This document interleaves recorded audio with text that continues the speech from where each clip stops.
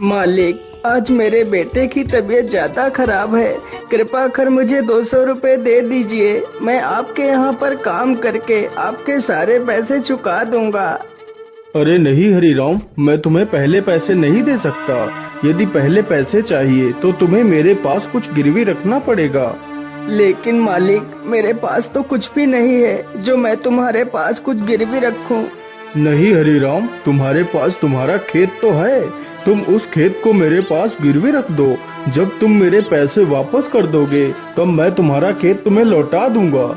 ठीक है मालिक, आप मेरे खेत को गिरवी रख लीजिए। कृपा कर मुझे पैसे जल्दी दे दीजिए।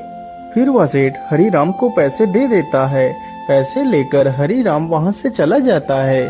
सेठ धनपति राम बहुत ही कुटिल था, मानो उसका हृदय पत्थर के समान हो, जो लोगों की मजबूरियों का फायदा उठाता था। उसके पास काफी सारे लोग काम करते थे।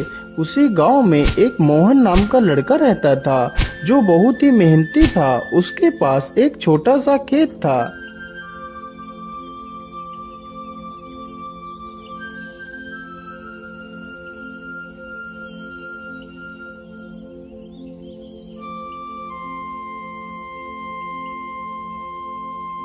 अरे मोहन बेटा, जरा पानी वानी तो पी लो। तुम तो कितनी मेहनत करते हो।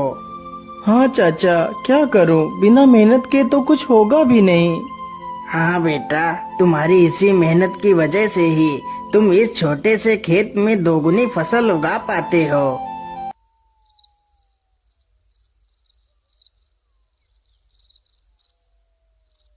मोहन अपने बूढ़े माता पिता के साथ ही रहता था। मोहन के पिता की तबीयत हमेशा खराब ही रहती थी।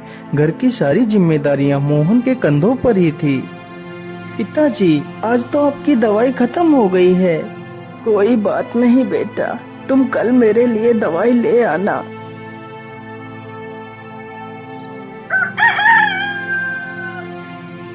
मोहन सुबह उठकर अपने पिता के लिए दवाइयाँ ले आता है।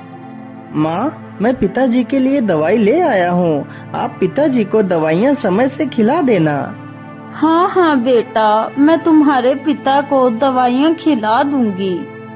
माँ, आज तो मौसम कितना अच्छा है। मैं आज ही खेत में बीज बो देता हूँ। ठीक है बेटा, जैसा तुम्हें अच्छा लगे वैसा ही करो। मोहन तुरंत ही अपने बैलों को लेकर खेत की तरफ निकल पड़ता है।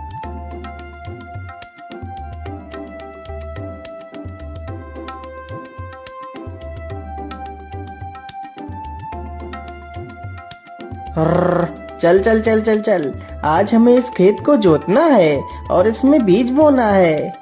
मोहन कुछ ही देर में सारा खेत जोत देता है और बीज बो देता है।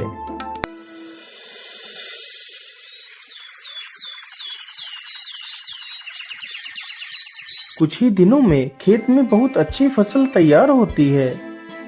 अरे मोहन भाई, हर बार की तरह इस बार भी आपके खेत में कितनी अच्छी फसल तैयार हुई है। हाँ मदन भैया, यह सब ऊपर वाले का ही आशीर्वाद है, जो हर बार मेरे खेत में इतनी अच्छी फसल होती है। वे दोनों आपस में बात कर ही रहे थे कि तभी काले बादल छा जाते हैं।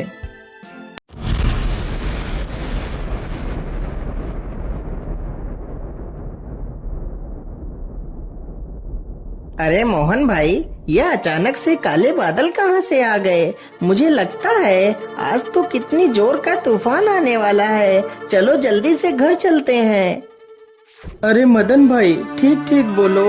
यदि तूफान आ गया तो हमारी सारी फसलें बर्बाद हो जाएंगी।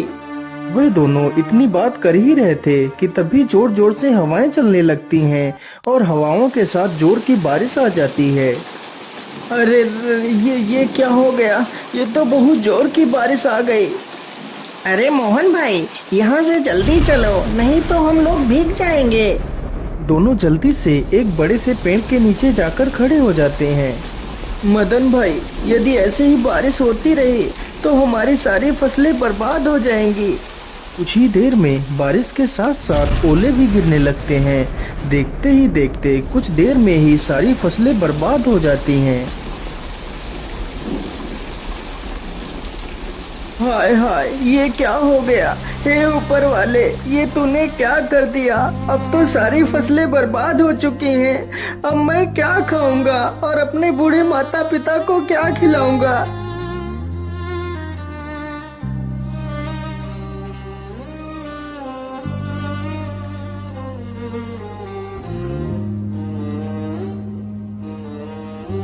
बेटा, तुम चिंता मत करो, ईश्वर पर भरोसा रखो, सब कुछ ठीक हो जाएगा।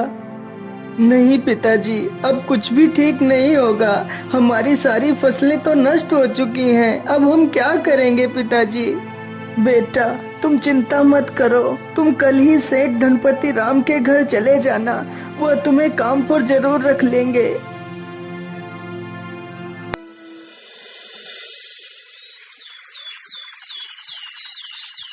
अगले ही दिन मोहन सेठ धनपति राम के पास जाता है।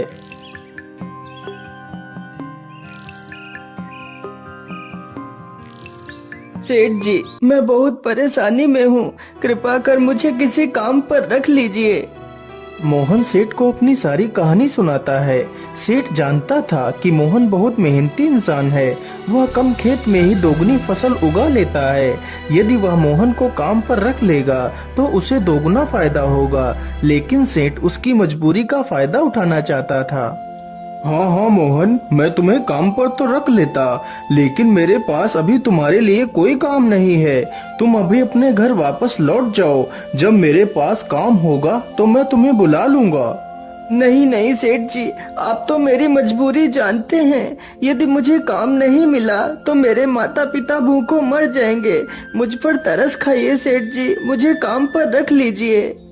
अरे वाह वाह, जैसा मैंने सोचा था बिल्कुल वैसा ही हो रहा है।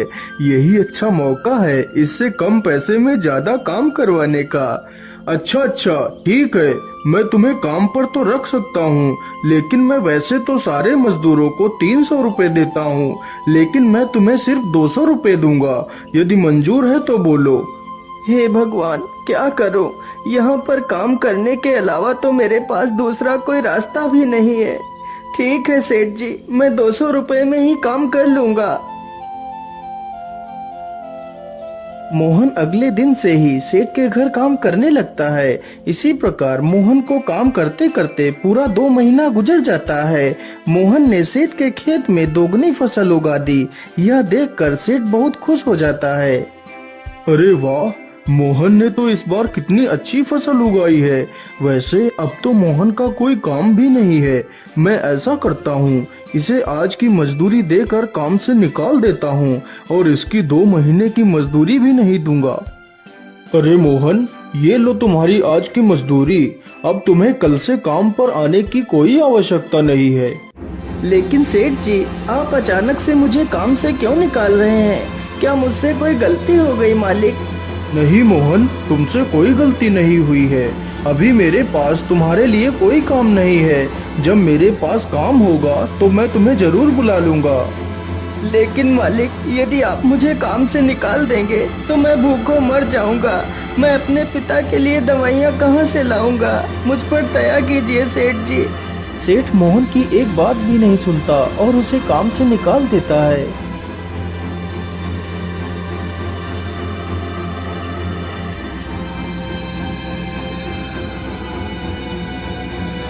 अरे बेटा, आज तुम खाली हाथ ही आए हो। आज तुम घर का राशन तो लाए ही नहीं। माँ, मुझे माफ कर दीजिए। अब मैं आपके लिए कुछ भी नहीं कर सकता। लेकिन बेटा, आखिर क्या बात है? तुम इतना परेशान क्यों हो? फिर मोहन सारी कहानी अपनी माता को सुनाता है। अब आप ही बताइए माँ, मैं क्या करूँ? कहाँ काम करूँ? किसके सामने हाथ फैलाऊं? बेटा, तुम परेशान मत हो। हम लोग आज पानी पीकर ही सो जाएंगे। वैसे भी मुझे तो भूख नहीं लगी है। और बेटा, तुम हार मत मानो। तुम कल फिर से सेठ के पास जाना। हो सकता है सेठ तुम्हें काम पर रख ले।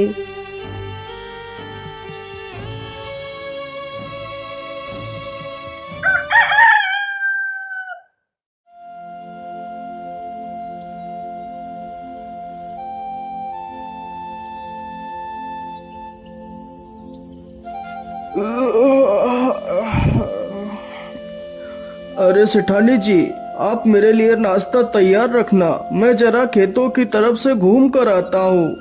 ठीक है, आप आराम से जाइए, तब तक मैं आपके लिए नाश्ता तैयार कर दूंगी।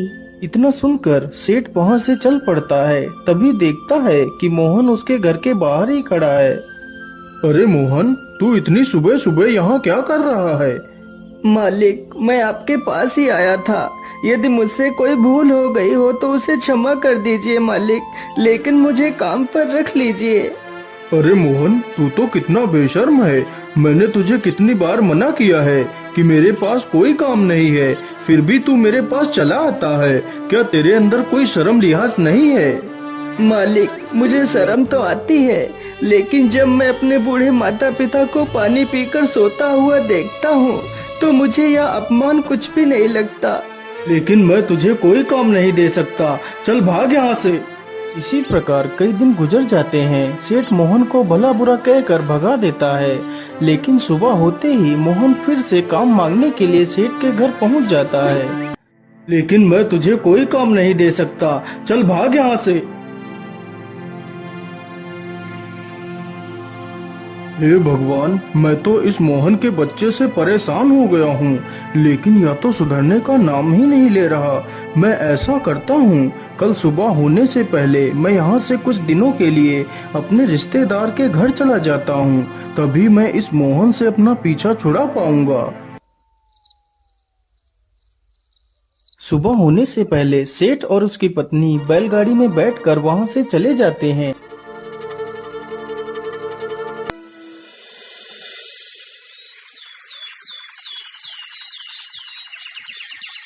उधर मोहन रोज की तरह फिर से सेठ के घर आता है तो देखता है, अरे ये क्या, आज तो सेठ के घर ताला लगा हुआ है। इसका मतलब सेठ जी कहीं बाहर गए हैं।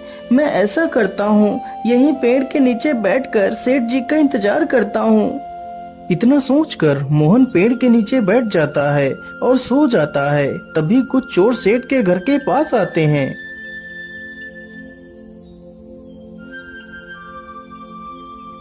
अरे लल्लन, आज तो यह दुष्ट सेठ है भी नहीं। आज अच्छा मौका है, चलो आज इस सेठ की सारी तिजोरी खाली कर देते हैं। चोर जल्दी से एक पत्थर उठाता है और ताले को तोड़ने लगता है।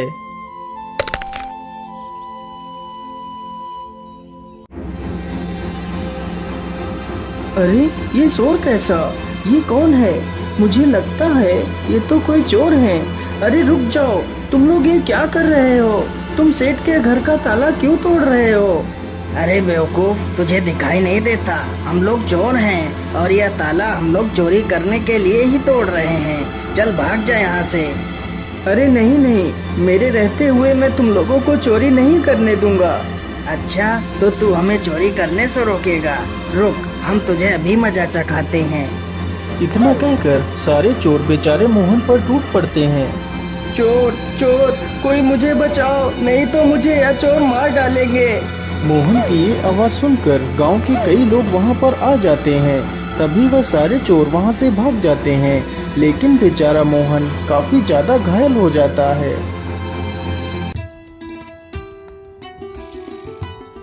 अरे सेठानी जी, अब तो हमें यहाँ पर कई दिन गुजर चुके हैं, चलो अब हमें घर वापस चलना चाहिए। इतना सोचकर सेठ और सेठानी दोनों अपने घर के लिए निकल पड़ते हैं।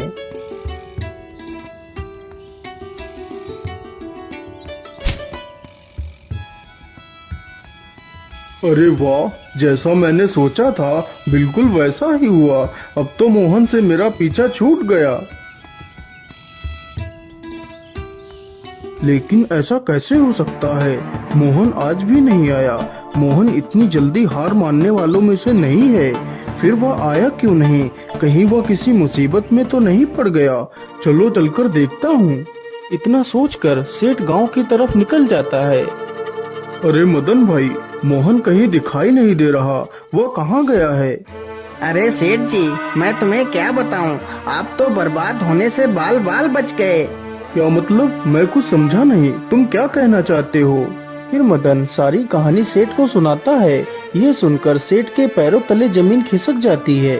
सेठ जी, मोहन बहुत नेक दिल इंसान है। उसने आज तक किसी का बुरा नहीं किया है। कृपा कर आप उसे अपने पास रख लीजिए। नहीं मदन, मुझसे बहुत बड़ी गलती हो गई है। मुझे जल्दी से मोहन के घर ले चलो। सेठ जैसे ही मोहन के घर पहुंचता है तो देखता है मोहन घायल अवस्था में चारपाई पर पड़ा है। मोहन, मुझे माफ कर दो, मैंने तुम्हें बहुत तकलीफ दी। जिस इंसान को मुझे अपने गले लगाना चाहिए था, मैंने उसे ही तकलीफ दी। हो सके तो मुझे माफ कर देना मोहन। नहीं सेठ जी, आप माफी क्यों मांग रहे हैं? ये तो मेरा फर्ज था। मोहन, तुम कल से मेरे पास आ जाना, मैं तुम्हें अपना विशेष अधिकारी बनाऊंगा। फिर सेठ तुरंत ही मोहन की माँ को 500 रुपए दे देता है और अगले ही दिन से सेठ मोहन को अपना विशेष अधिकारी बना लेता है।